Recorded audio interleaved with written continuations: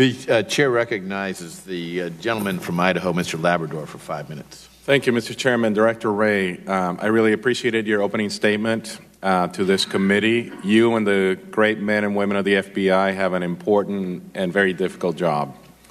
That is why during the time of the Clinton investigation, I actually refused to question the integrity of your predecessor. In fact, I spent dozens of town hall meetings as a Republican defending the integrity of your predecessor and disagreeing with some of my constituents about the things that they were saying. But now it's become pretty clear to me that my belief in the integrity of your predecessor was misplaced. Could you please tell us what the letters FBI stand for? We know it stands for Federal Bureau of Investigation, but it also stands for something else. We consider FBI to stand for the words fidelity, bravery, and integrity. Mr.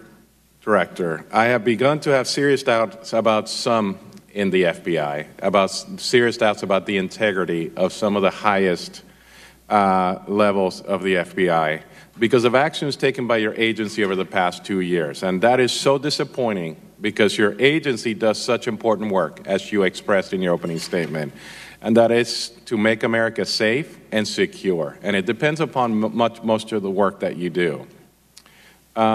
It's a matter of public record that Hillary Clinton's aides, Cheryl Mills and Huma Abedin, blatantly lied to the FBI investigators about the existence of Hillary Clinton's private emails. And we know that an FBI agent, Strzok, investigated both Clinton and Trump. In fact, Strzok was present at many of these interviews. Director, were Cheryl Mills, Huma Abedin, or any other Clinton associates ever charged by the FBI for lying to them?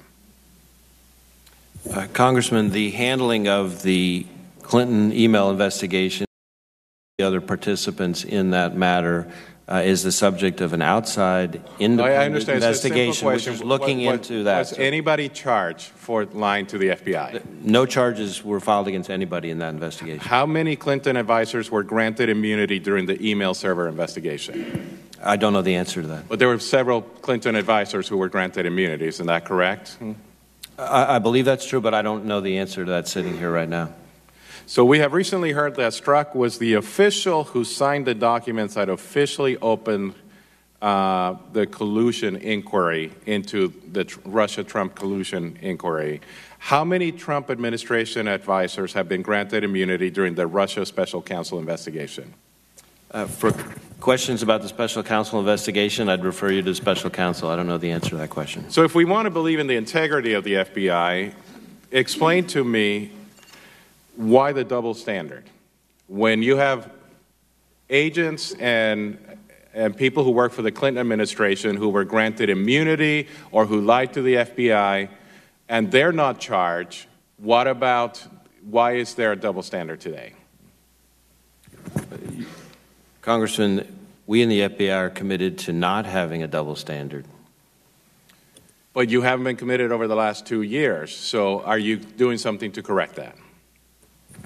As I think I said to one of your colleagues, in every meeting that I go to since taking over as director, I try to emphasize the importance of following the rules, following the process, following the law, following the Constitution, being faithful to our core values, and not allowing political biases to affect our decision-making. And where there have been situations where there's a question, there's an Inspector General investigation. I only have 1 more minute left. So can you tell me definitively whether Michael Flynn violated the Logan Act? That's not a question I can answer. I actually believe that the Logan Act is unconstitutional, by the way. But if we're going to not have a double standard, can you tell me whether the FBI is investigating former President Barack Obama for violating the Logan Act? He has been spending the last couple of weeks traveling the whole United States, the whole world, complaining about the foreign policy of the United States. Is the FBI currently investigating the former President of the United States for violating the Logan Act? Congressman, as you may know, we will not confirm or deny the existence of any ongoing investigation. Do you think we should investigate Minority Leader Pelosi for meeting with Assad, despite objections from then-sitting President Bush and Vice President Cheney in 2007? Again, I'm not going to comment on, speculate about whether or not there's an active Let's not use an investigation. elected official. Should we investigate Dennis Rodman, who went to meet with the North Koreans? Should we investigate him for that? Same answer. All right. I want you to help me bring back the integrity of the FBI to the United States. I love the FBI. I even considered, as a young attorney, to join the FBI. I grew up on the show, and I have great love for the work that the men and women at the FBI do, and I hope that we can do something over the next 2 years that will counteract what happened over the last 2 years of the gentleman's time has expired.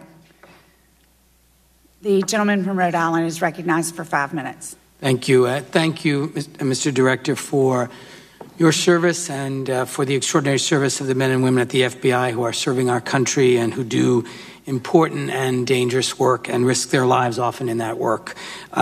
You hold in particular a very solemn responsibility to protect the integrity and the reputation of the FBI, and you are clearly proud, as you should be, to lead this agency. And I think we are seeing an administration which will continue to challenge the independence of the FBI. And in many ways, our country is relying on your strength and your integrity to resist that. So I thank you. I want to just begin with a couple of short questions. One is, there's been a lot of question about obstruction of justice. You are, of course, aware obstruction of justice is a criminal statute in our federal law. Yes. And there is no exemption in it for the president or any other person in the United States that applies to every person in this country. I'm not aware of any statutory exemption. Carve-out. Okay. I'd next like to turn to the issue of hate crimes. There's a ProPublica report from June of this year that identified at least 120 federal agencies that are not uploading information to the FBI's National Hate Crimes Database. And I'm wondering whether or not the FBI has reached out to these. If so, how many? Whether your plan is to reach out to all of them so that this information is being properly collected. And I'd be delighted to work with you on ways that Congress can help support that work. Thank you, Congressman. We do believe strongly that more and complete data is really essential to having an informed dialogue on that topic, just like in other areas of law enforcement. As you may know, providing that kind of information is generally voluntary on the part of the state or locality. We do have all manner of outreach to various agencies to try to encourage them to provide information. This is actually 120 federal agencies. These aren't local. These are federal agencies. Oh, you're only asking about the federal agencies, yeah. Right. So it's not voluntary. I mean, they're required to do this reporting. Well, so we have interaction with all sorts of federal agencies to try to collect their information. Right. My question really is, I hope you are putting together a plan now to reach out to those 120 agencies to be sure that they are complying with this reporting requirement. And happy to work with you in ways that we can help support that. Next, I'd like to turn to the NICS system, the background check system. The Pentagon's Office of Inspector General just released a report identifying serious deficiencies in the reporting system, with officials in all 4 branches failing to submit final disposition reports in 31 of those cases. And we've seen a recent incident where that allowed someone who should not have been able to buy a gun and kill a great number of people. Has the Bureau begun to coordinate with the Department of Defense to fix this very serious problem?